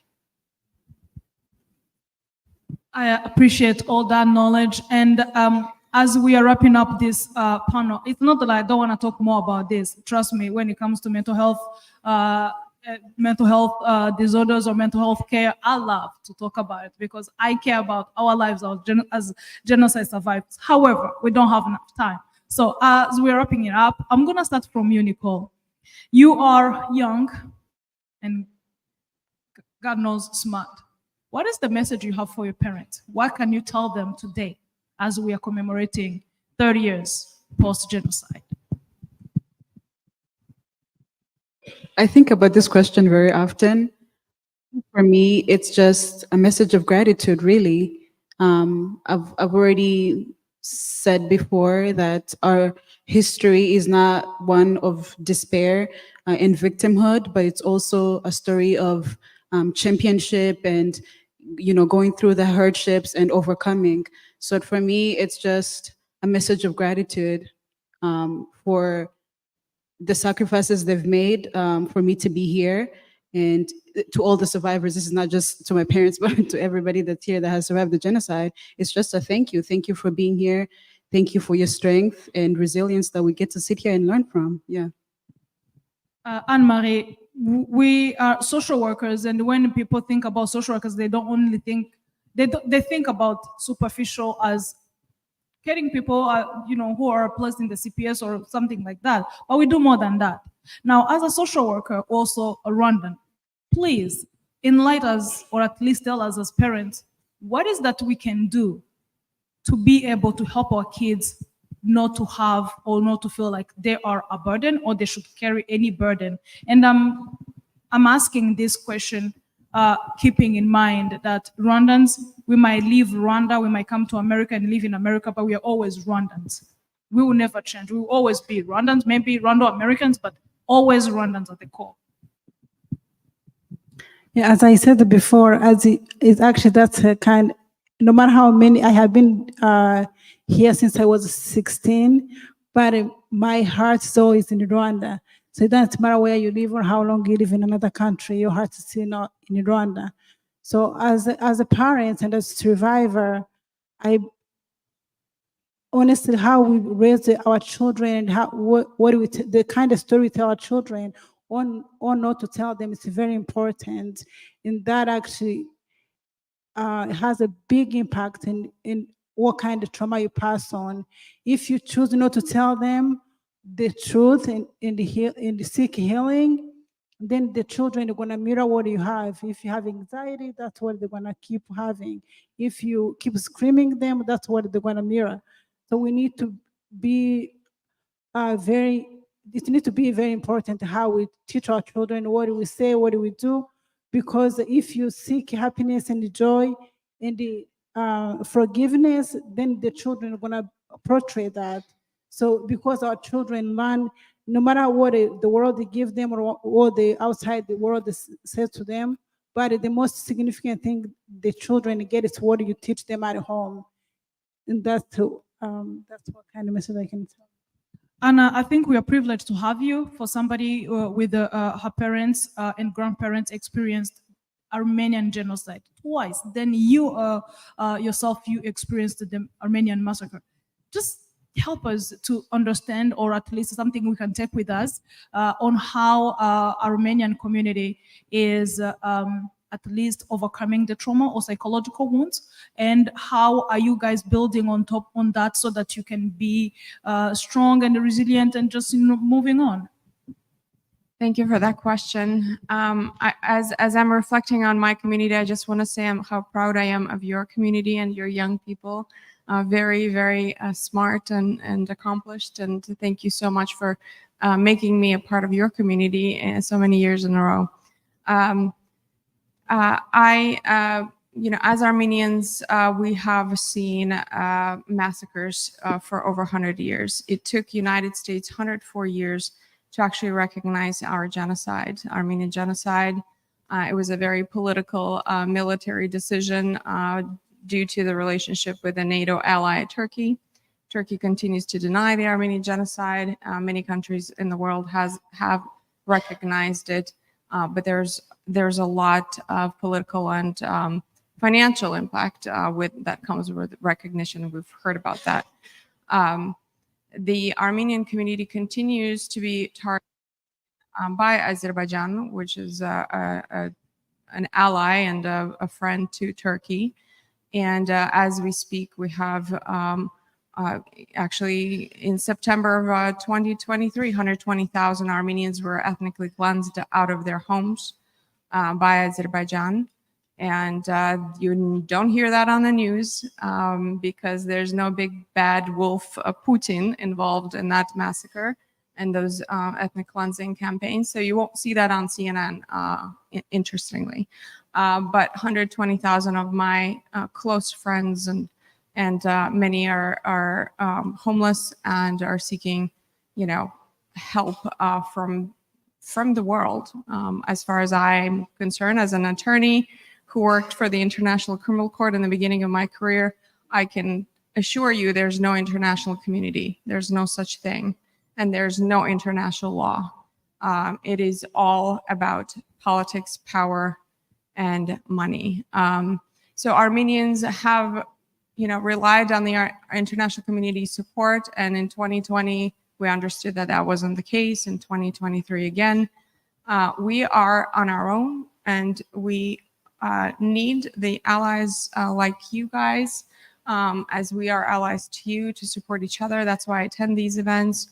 And it's very important to support genocide survivors wherever they come from, because the hate will continue as it continues when there's no justice, when there's no repercussions, when Turkey continues to bomb Armenian churches with NATO weapons, when Azerbaijan commits massacres and no one's paying attention because our babies are not blonde, you know. So that is my message. We are survivors, we're creators. When they bomb our churches, we build more churches.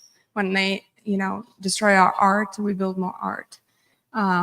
And Armenian community is strong both in the United States and in Armenia, and we continue to build. We continue to grow and raise our children with our traditions and with our love for each other.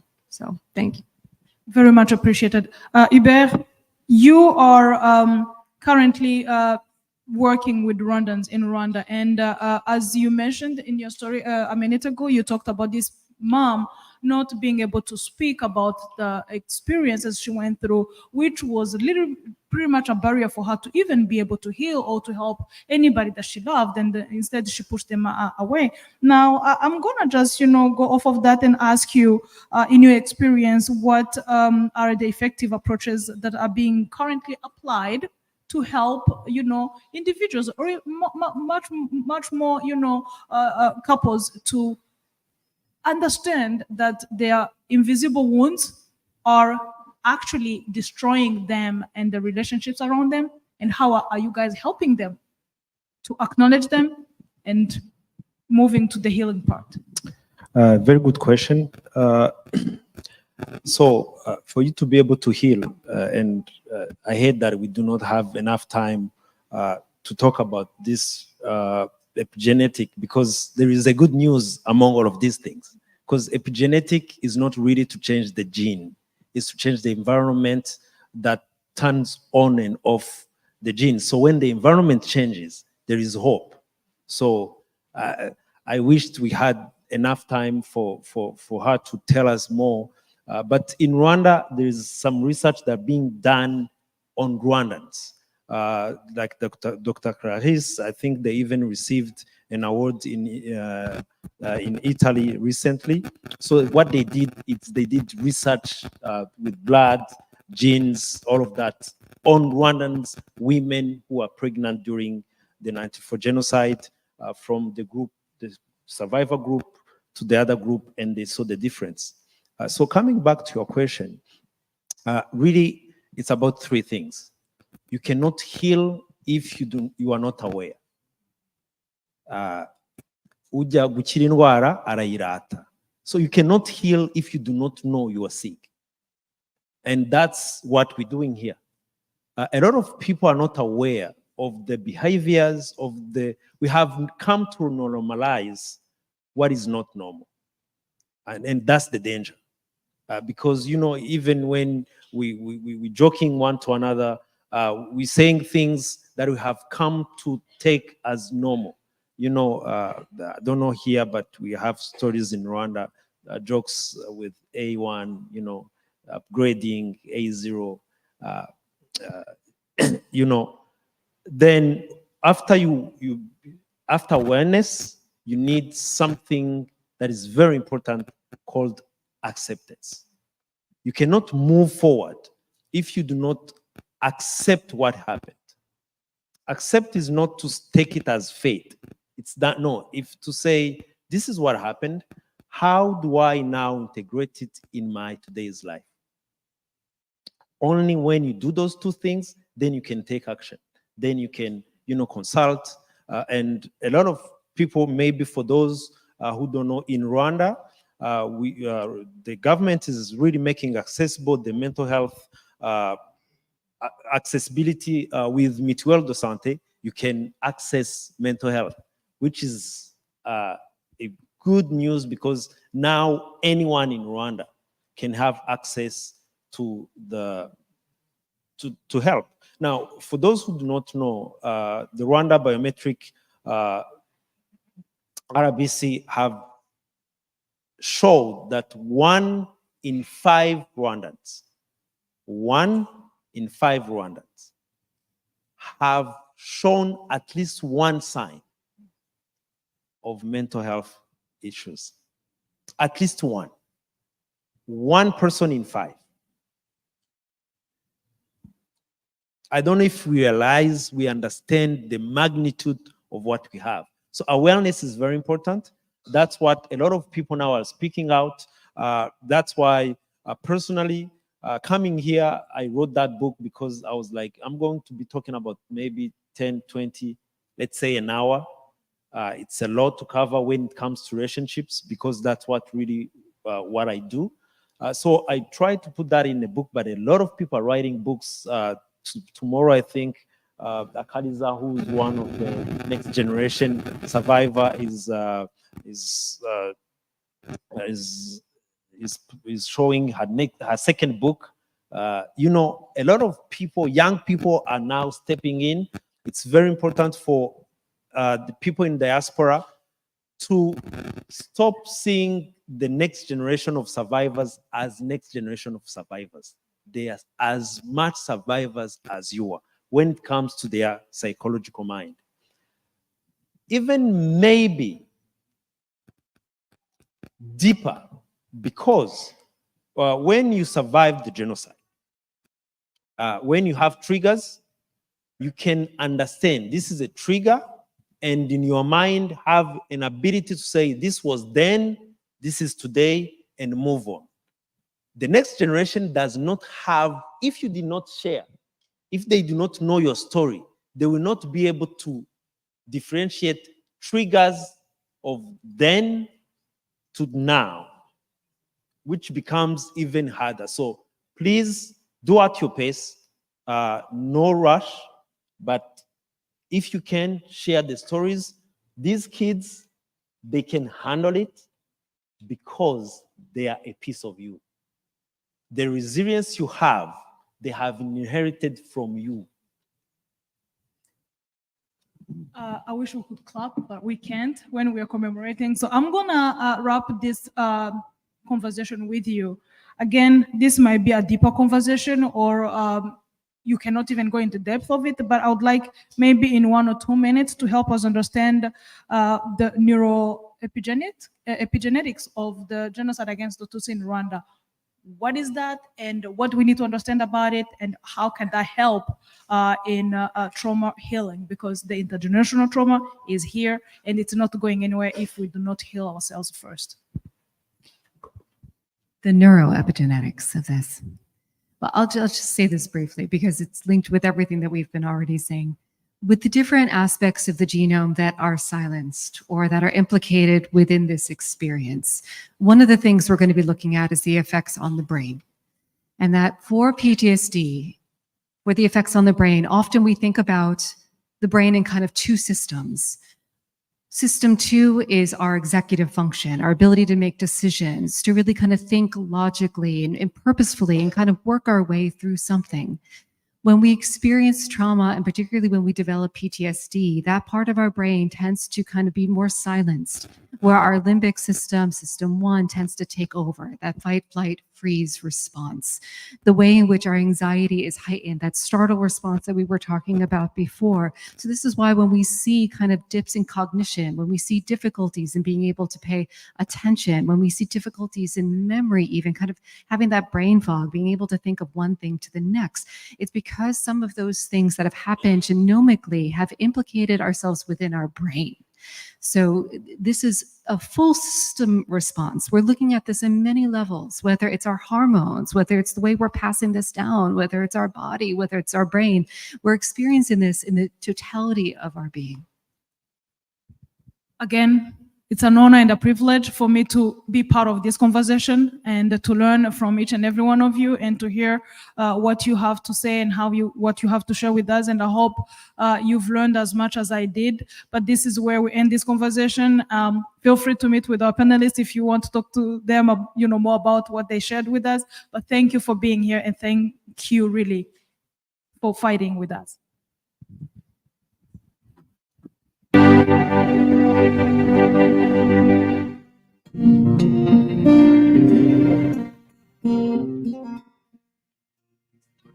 Kwibuka, ibuka, twibagirwe na gato ya minsi y'amarira, amajoro y'amaganya, ya minsi y'amaraso, tugabashe kwibuka.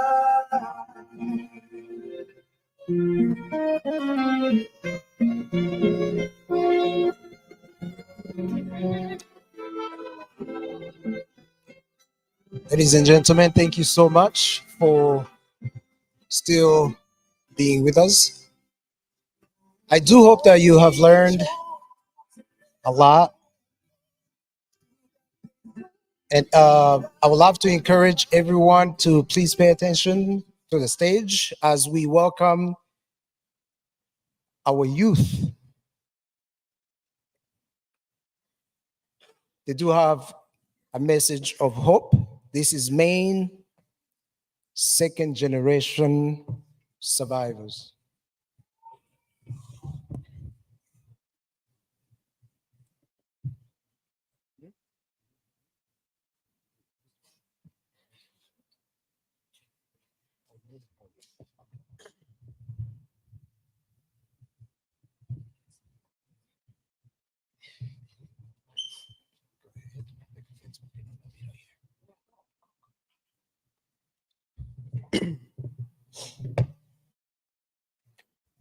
Hello, my name is Alexander Gisa, and I'm the son of a genocide survivor. Growing up, my mother instilled in me a deep pride about being a Rwandan, despite the immense suffering we endured. She shared stories of her family, honoring their memories and the profound impact it left on our lives. It makes me sad to know that I will never meet my grandparents, uncles, or aunts. I'm heartbroken knowing that my mother's family was torn apart. Yet as I stand here today, I am filled with pride for all that she and other survivors have overcome. Her strength inspires me and fills me with hope for our family's future legacy, a legacy we can build together. Despite the pain, my mother's resilience and the stories she shared remind me of the enduring spirit of our people. It is this spirit that will guide us as we move forward, honoring the past and creating a brighter future, a safe future for everyone else. A future where never again is more than a hopeful phrase, but a reality for all people.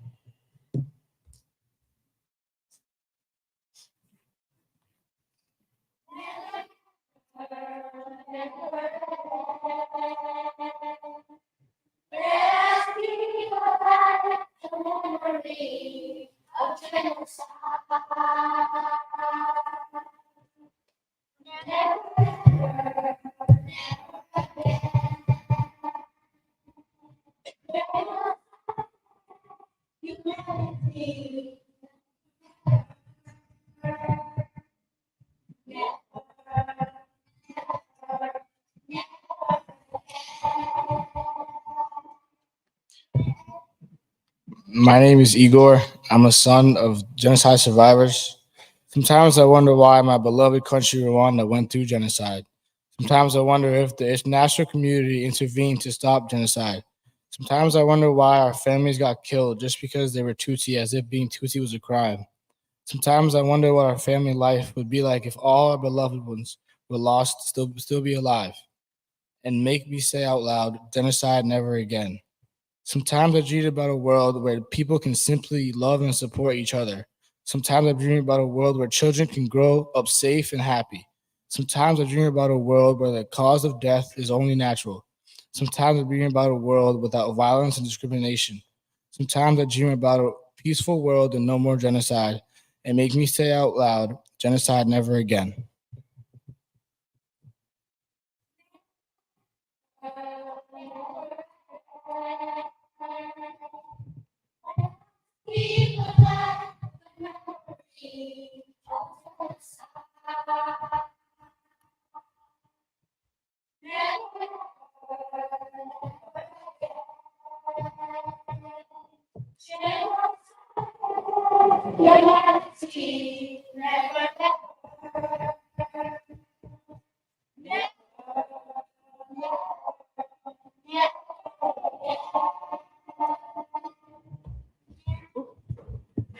Ihorere Rwanda, Rwanda, my beautiful country. I wasn't there, but I heard that time you were covered by blood and darkness.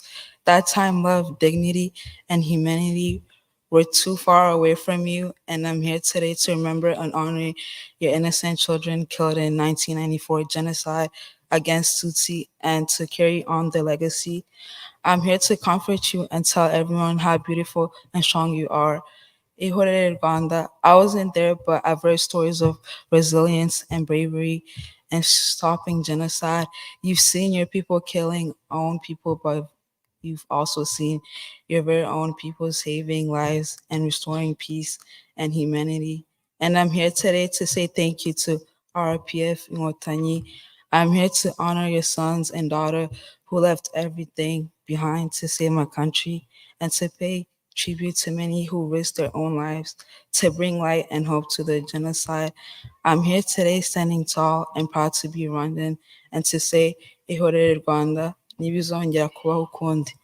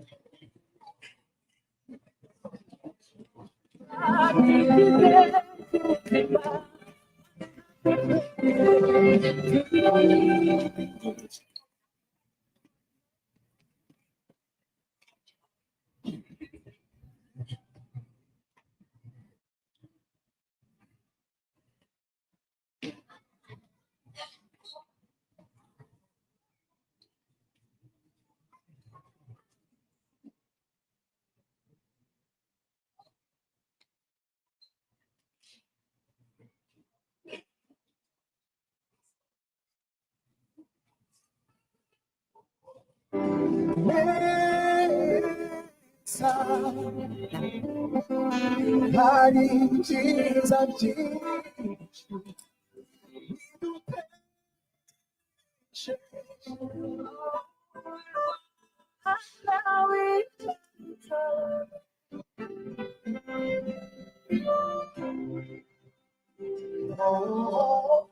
icyo tugateza kwibagirwa gusa ibihe kugeza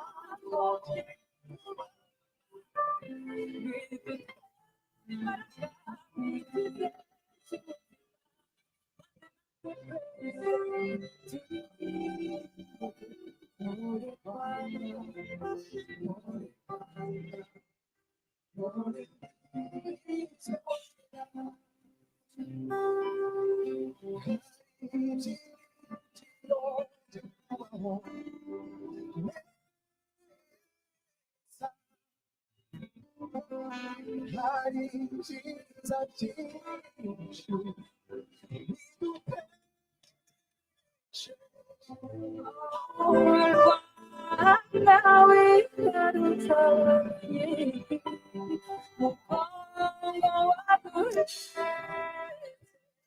Thank you so much again for our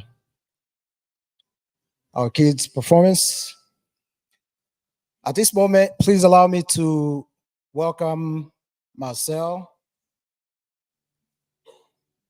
We would love to recognize our sponsors.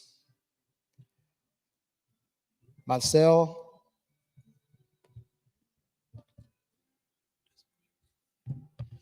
Thank you, Prince. Ladies and gentlemen, again, I want to thank you very much for being here today. In the name of Kwibuka US, I want to thank our sponsors, special guest, and the host, state in this city of South Portland. As you've seen today, this session of Kwibuka30 started yesterday evening. We started by a panel discussion tackling the lives of survivors after 30 years in Rwanda. We had a session with Ibuka in Rwanda, Vega, which is an association of widow survivors, ARG, GSF, and all of them, they shared the impact they achieved in the last 30 years. They also highlighted some issues that they still have and challenges. One of them is untreated trauma, as you heard on the panel today. This morning, we had other sessions. We started from Walk to Remember, which was a symbolic march to honor genocide victims and survivors. As you remember, we started from Reverend Rome Rurangirwa, who helped us go through a prayer and silence. Later, we were with the mayor of Portland, South Portland, here Maine, who showed solidarity with the Rwandans and offered a gift to the Rwandan community and to Ambassador in particular. A message that he shared, though, is that this April 2024 is recognized to be a Genocide Awareness Month in the city of Portland here in Maine, which is very special. We treasure that. We heard our very dear friend Console with her moving and powerful testimony, which does not only show us how the genocide happened, but also shows us the resilience of the survivors.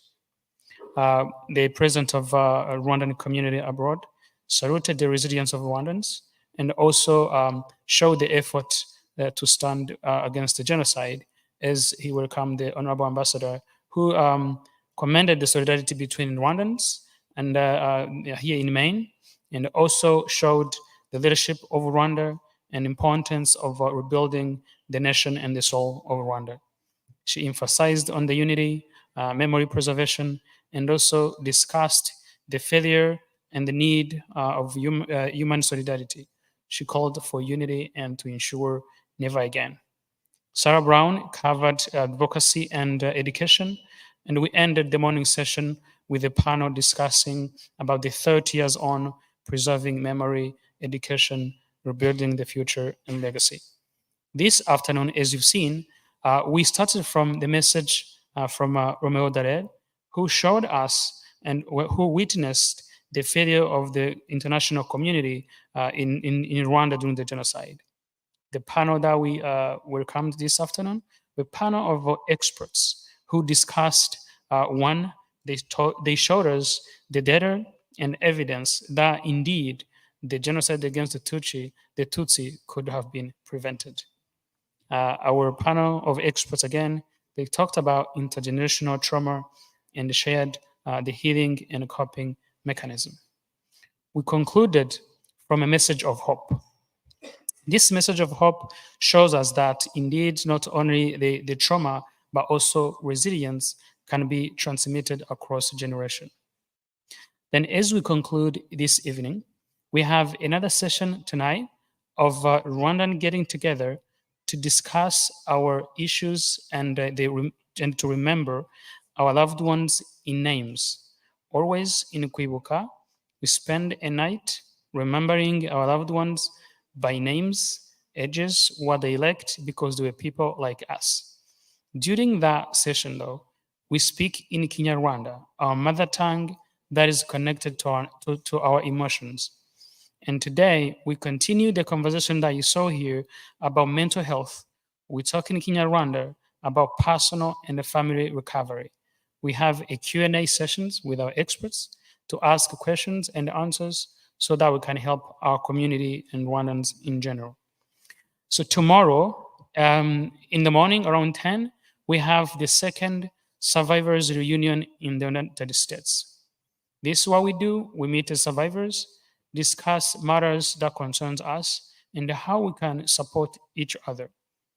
Then allow me to thank our generous sponsors who helped Kwibuka US and the Rwandan community in Maine to organize this special event for Kwibuka30. I'd like to thank the Embassy of Rwanda in the United States. Thank you, Ambassador, for honoring our events and with your team for the support. I want to thank RCM and the US Rwandan community abroad for the solidarity that you've shown. American Jewish Community, Jimmy Muyumbu, Impact Residential Care, Peace Residential Care, Community Residential Initiative, Enox Entertainment, Happy Heaven, Bongo Saving Company, Genocide Survivors Fund, Safe Residential Care, Care Plus Residential Services, Apex Residential, One Love Home Care, Clarity Care, Burundi Star Coffee, Serenity Residentials Care, Prosperity Maine, Golden Group, Legend Residential Care, and Beyond Residential Care. As you can see, this shows the solidarity not only between Rwandans, but our host state here in Maine, and in particular, this city that we've met in today. Allow me to conclude this event of today, this afternoon, reminding that we have a night session in the cafeteria where we shared that delicious meal this afternoon. So I invite you to meet you there. Now it looks like we are a little bit 5:30. If we can meet there around 7 and then continue that discussion in our mother tongue, indeed, to remember and honor the memory of our loved ones. Allow me to thank you very much. God bless you.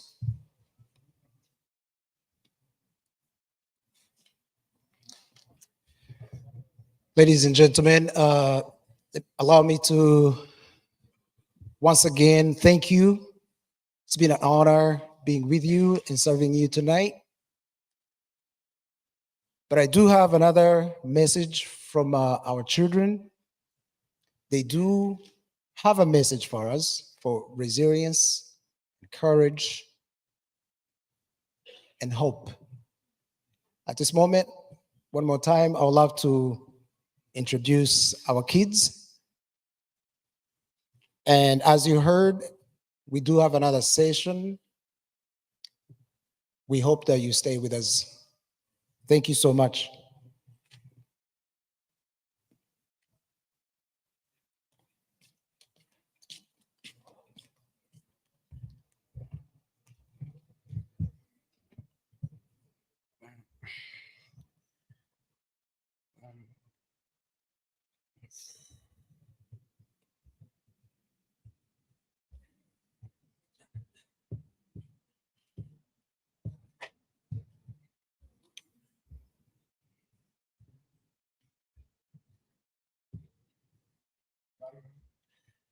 From 1950 on, the Belgian colonists began to regard us as inferior residents in the territory we had contributed to building since 1095.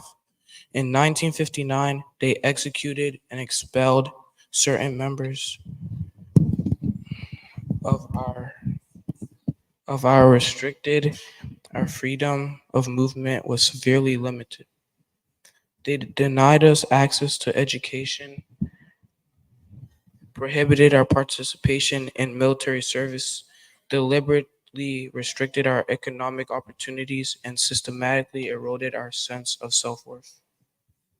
Service beyond ourselves has led us through centuries of building our motherland.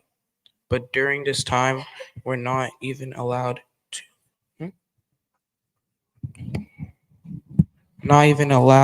to join the army. They prevented us from conducting business. To do so, we required a patron, without whom we would not have access to the banks. To further dehumanized us, they gave us degrading, dehumanizing names. They called us cockroaches, snakes, and other names. When 1994 arrived, many dehumanized individuals were unable to resist death, but some of us managed to do so. Bicicero's hill surrounded us on all sides, destined to wipe out 50,000 people. Killers had cut off water and encircled the hill, but we held our ground. Under Narcisse Gasimba's leadership, we picked up stones and fought against machetes, when they realized they could not achieve their goal. They brought helicopters and heavy weaponry. Only 1,000 of us survived. Without our resistance, they would not have survived. Abu Agira Alex resisted. He fought with a soldier who had come to kill us, took his gun, and for more than 100 days, he protected people who had fled the marshlands in Bugesera, making sure that many of those who went to hide could live at least a second, an hour, and a day more. In 1994, the RPF, RPA, and Ohatani resisted, defeating the civilian and military authorities responsible for planning and executing the genocide against the Tutsi in Rwanda. Had it not been for those brave men and women, many of us would not be here. The process of reconstructing Rwanda and rebuilding aids us in strengthening our resilience. In southern Rwanda, Sinsi Tarsis resisted. He used his martial arts skills to save over 100 people. Surrounded by killers waving his machetes, he fought to take over 100 women and children from the hands of their killers, leading them to safety. His resistance saved lives. Fighting against machetes and guns will lead them to safety. He went on to be one of the AERGS's 12 founders, and today one of his students trains us. Today we resist evil, the denial of genocide, against fear, trauma, hopefulness, and divisionism. We acknowledge what our parents went through, and we honor those we lost, just like our parents' resilience. We are resilient, living to embrace life. We are embracing hope, peace, and unity that will build our beloved Rwanda.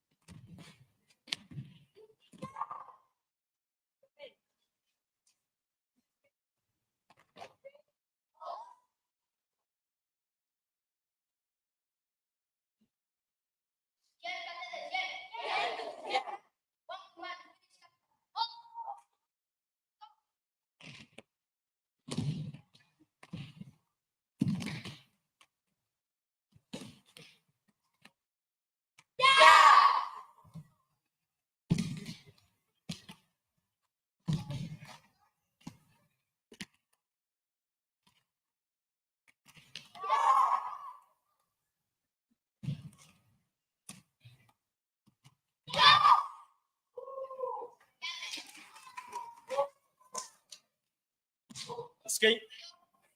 Hey. Sanauren.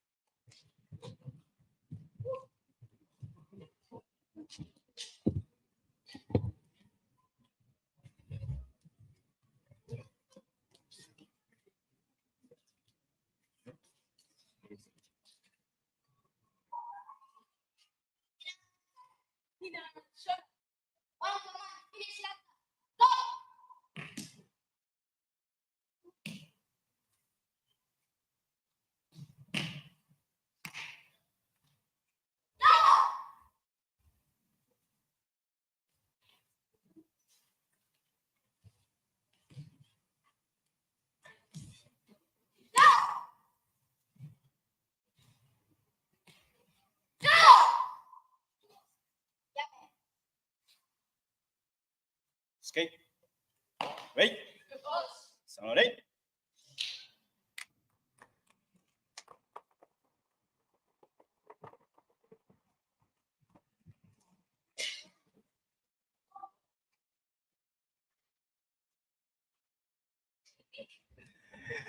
Yes, those are our kids. Sinzi ko ngiye nshobora no kuzamuka kuriya ariko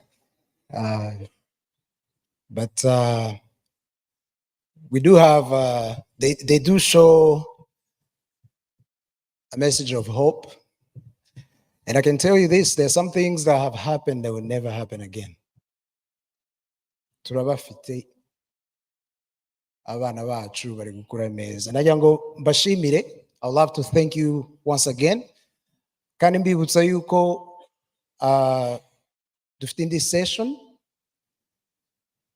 We have another session after this. However, this one will be in Kinyarwanda. Nagira ngo mbibutse ko dufite ikindi kiganiro. Iki kiganiro gikurikiraho kiraza kuba mu rurimi rwacu rw'Ikinyarwanda. Murakoze, ngaba mufashe akaruhuko gato tukaza kongera tugahurira hano. Murakoze cyane.